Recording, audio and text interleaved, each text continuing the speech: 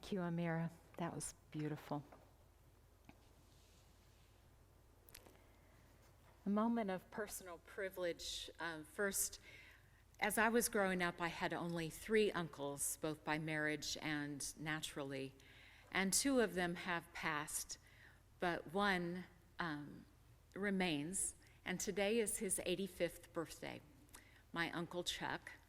He is a prolific writer, a Presbyterian minister, and I read on Facebook this morning that he is preaching on his 85th birthday, and he's preaching today on joy, which I found extremely ironic because I am preaching today on joy. And he is one of the most significant reasons that I went into ministry, because as a child, when he came to visit my grandparents, I sat at the dining room table as he and my grandfather talked about politics and religion. And I was always fascinated by their conversations. I wanted desperately to know and to live as he lived and as he knew. But unfortunately, my lot in life as a girl was to load the dang dishwasher as they talked at the table about things that fascinated me.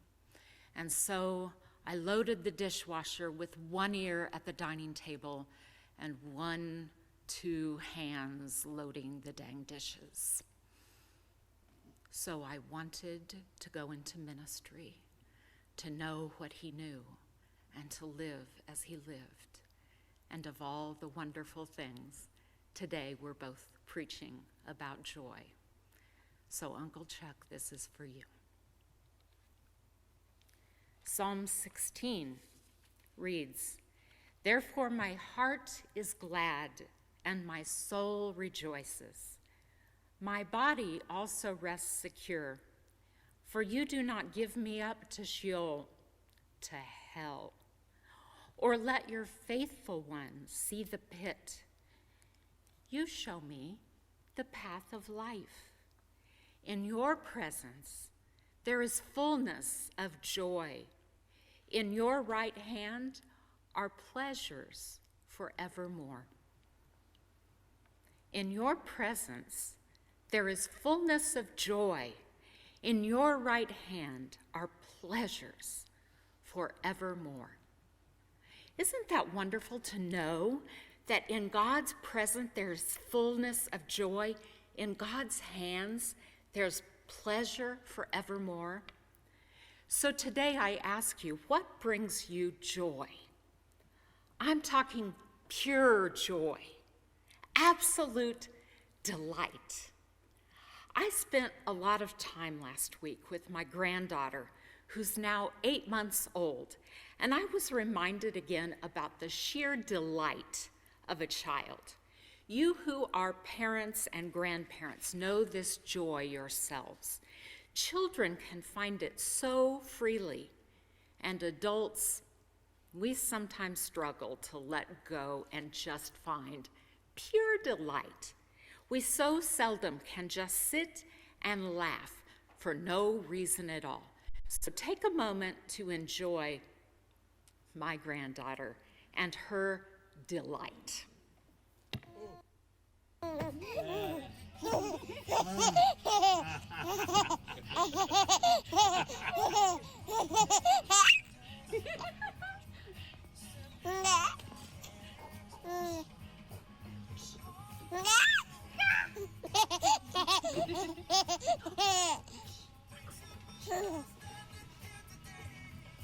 Oh.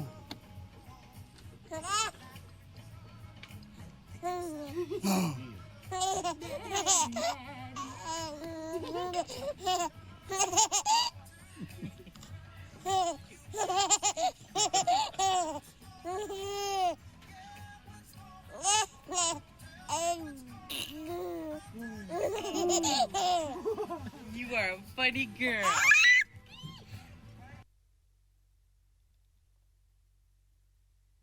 long has it been since you laughed like that? So today we're continuing to talk reigniting our lives and how to create that kind of sense of joy. Our traditional word for today reminds us that in God's presence, there's that kind of fullness of joy and pleasure forever, every day. But in 2020, that sense of joy has been difficult. My daughter, who's a physician, was telling me this week that she has had a number of patients who have asked her for time away from work for anxiety because of COVID, even though they have not personally been ill, have not had a family member who is ill. They are feeling so anxious because of the disease that has not personally touched their lives, just because they're watching the news or talking with people, that she is supposed to sign an FMLA form for them to take time off of work because of their anxiety. And she has to remind them that an antidote for anxiety is to keep a regular schedule, including going to work. It's not a popular answer, but it is true. And Karen Combs, a member of our church, posted a meme on Facebook this week saying that if 2020 was an ice cream truck, it would be serving liver and onions. Not popular, but sadly true. So how can we, even in 2020, reignite our lives with joy? How can we laugh with the child? How can we find this fullness of life and pleasure that God offers? Julia Cameron, in her book, It's Never Too Late to Begin Again, offers us several ideas that I want to talk about. Children, the power of whimsy, the balm of humor, pets, luxury, and true joy. So I want to explore each of these today in more depth. The first one, children. Whether our own, our nieces and nephews, grandchildren, or even borrowed children, of course legally, they can be an important source of joy because children like to play and they liberate our own inner playfulness. Children can bring out joy in us, the inner child in us, as we find frivolous and delightful things to do with them and for them. Whether we have children of our own in our own families, or we sign up to be mentors in the lives of children outside our family, every one of us needs children to remind us of the whole circle of life. For most of us, children bring joy. We can delight in their expressions, their youthful exuberance, their growth, their development, their sense of freedom, because there's a satisfaction in watching life continue beyond our own, and to know that these new faces will grow into adulthood with hopes and dreams as grand as our own, and that they will take on a world that, frankly, we can't even imagine. So children and being with children bring a sense of joy to our lives. The second thing is whimsy. Whimsy has a power of its own. I really enjoy taking people of all ages to Carg Art Studio to make their own ornaments or paperweights. They get to choose the colors and the designs of their glass, and when they get to blow into the tube to expand that glass into an ornament or something else, the whimsy of that process puts a smile on everyone's face, no matter their age or their background. It's one of my favorite activities to do when we have a foreign guest to host. And it's also a great annual activity with my nieces and nephews. Triggering people's imagination with activities like glass blowing, dancing, or some other art form is a fabulous experience because we all need to enjoy whimsical activities and moments.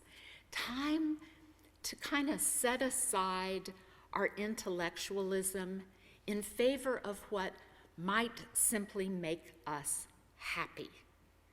When we trigger our imagination, we are free to make improbable connections that our serious, logical brains may not see. We make paths in our brains that otherwise are not used, and we become creative, happy, enjoyable, laughing creatures. People like Fred Rogers and Charlie Chaplin knew this deep within themselves, and they were able to touch the whimsy inside childlike people inside each of us. The quality of our lives is in proportion, always, to our capacity for delight, writes Julia Cameron. So whimsy is the second way to find joy in our lives. Take time to delight yourself in something whimsical periodically, whether it is pinwheels or snow globes or confetti. I have a friend who puts confetti in everyone's birthday cards. And can you believe some people are annoyed by that because it falls on their floor when they open their cards? But isn't that whimsical and delightful? Or collecting something, or knickknacks, or fun nail polish, or a teddy bear or some other stuffed animal, or unicorns, or rainbows, but something whimsical. We all need it. The third element of finding joy in your life is the balm of humor. A little humor is always welcome. Most of us need laughter, especially during a pandemic. Victor Hugo wrote, "Laughter is the sun which drives winter from the human face." This is the man who wrote Les Miserables. Many of us take life way too seriously. What makes you laugh? Comedy on TV, a cartoon book, time with a funny friend. Indulge yourself with something you find funny. Take time to delight yourself by allowing your funny bone to be tickled. It's important for your mental health because building humor into our lives is a great pursuit. Whether we use cartoons or TV or comic movies or humorous reading, we all need some levity in our day. Plato wrote, "Even the gods love jokes." So humor is the third element in bringing joy into our lives. The fourth is pets. Another way to reignite our lives is to enjoy a pet. Pets bring unconditional love into our lives. They love us unconditionally, wholeheartedly. They bring us a profound sense of joy. My husband, Eric, often quotes or quips that we love our pets more than our human family members because they don't talk back. They are there at the end of the day with unconditional acceptance, and their attitude is usually loving. Our lives are enhanced by our animal companions, whether they're dogs or cats or something more exotic like horses, even reptiles, fish, rabbit, or something else. Take time to connect with a pet that enchants you, or volunteer at the rescue shelter. Take your pet, and if you don't have one, volunteer to take your neighbor's pet on a walk or give it a special treat. Help someone with their pet. The youthful nature of pets bring us joy. Enjoying the fur on some of our pets gives us delight. As you may know, because I was preaching remotely last week, I was with my son and daughter-in-law, and their Rhodesian Ridgeback hound slept with me. I could stop right here and make a few jokes about the comparison with sleeping with my 60-year-old husband versus an 80-pound dog. The snoring, the hair, the tossing and turning, the tooting, the heat, I'll just leave it to your imagination. However, I will say that Harper Lee, yes, that's the dog's name, was so snuggly and so grateful to have my love, it was an absolute delight. She's a terrific dog and a complete joy to be around. She brightened every evening as I read in bed by snuggling up to me, all 80 pounds of her, hot as she was, and she was faithfully there every morning as I awakened to the baby's happy waking sounds. So pets, that's the fourth thing to bring joy into your life. And I believe that pets are definitely from God. The fifth thing to bring joy into our lives is a little bit of luxury. Now, for today's purposes, I'm defining luxury as something that gives you pleasure purely for its own sake, not because it performs any kind of useful function. This kind of luxury is highly individualistic. It's something that matters to you because you like it and it makes you feel good. If you're willing to spend your money on it because it brings you joy, then it's a luxury. So it may be something as simple as a scented candle or a special seasonal fruit. I especially don't mind spending a few dollars on a star fruit when it's in season. It might be getting a massage or taking a little extra time each day to meditate. That's a luxury. It could be making homemade bread and taking time to smell it as it bakes, or a luxurious bubble bath. It could be luxurious or expensive something like an antique car or a piece of jewelry, a trip, or a piece of art.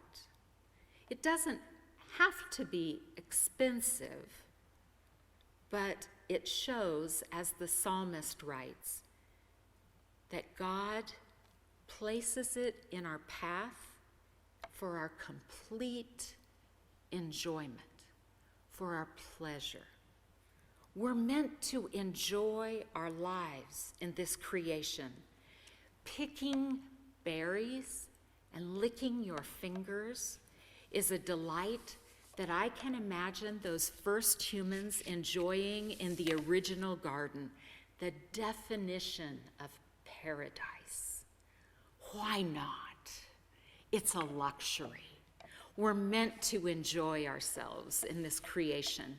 Taking time to delight in our bodies and the good things of life draws us closer to the divine and the holy and all that is good and special.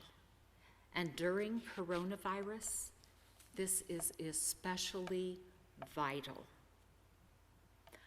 Our last and final step to reigniting our lives with joy is finding true joy. Take a moment to travel back in your memory and explore the paths you didn't take in life. Dreams of your childhood and adolescence that you eliminated for whatever reason, and now you would like to explore again. If you wanted to paint, but you knew you couldn't make a living at it, why not take a painting class?